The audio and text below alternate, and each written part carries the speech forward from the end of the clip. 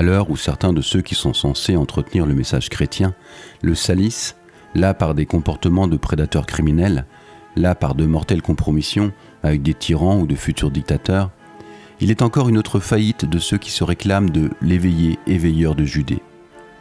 L'absence de toute réaction vigoureuse face au caractère inaudible de la symbolique chrétienne auprès d'une grande part de la population occidentale.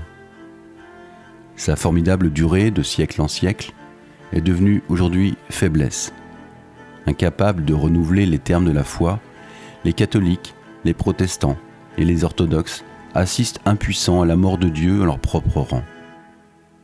En lieu et place d'un discours clair et compréhensible, le dogme se réduit à n'être qu'une opaque sédimentation conceptuelle, verbeuse et inadaptée à la culture de notre temps. Certes, ses représentants ne sont pas entièrement responsables de l'usure de ces formules défraîchies, usure inhérente à des siècles de répétition et de récitation, mais que font-ils pour la combattre de façon efficace ? Disons-le clairement, la symbolique ne parle plus, elle est muette, pour bon nombre d'esprits. C'est le drame du christianisme contemporain, incapable d'incarner la contre-culture nécessaire à ce monde individualiste et matérialiste. Pourtant, cet échec d'un discours devenu inaudible pour ceux qui voudraient croire mais ne peuvent plus n'est pas une fatalité. La symbolique s'explique et s'enseigne. Il est urgent de rappeler les trésors intellectuels et spirituels de la tradition de nos terres. Non, la religion chrétienne n'a pas seulement vocation à offrir une morale altruiste au monde. Non, sa mission première n'est pas d'offrir un enterrement moins glacial que celui des crématoriums sans âme.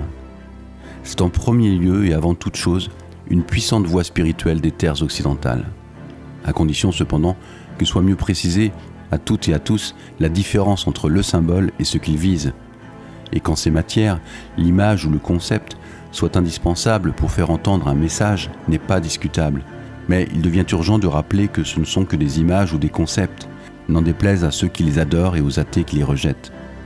La carte du territoire n'est pas le territoire. Vénérer la première en oubliant le second est tout aussi ridicule que prétendre réfuter l'existence du second en critiquant les inexactitudes de la première. Et si le message passe par l'image et le mot, il faut encore que passe l'image et le mot pour le toucher en sa vérité. N'est-il pas temps d'abandonner l'attachement aux représentations desséchées qui nourrissent un rejet quasi instinctif chez les non-croyants ? N'est-il pas temps de revenir à la seule dimension spirituelle de l'enseignement originel ?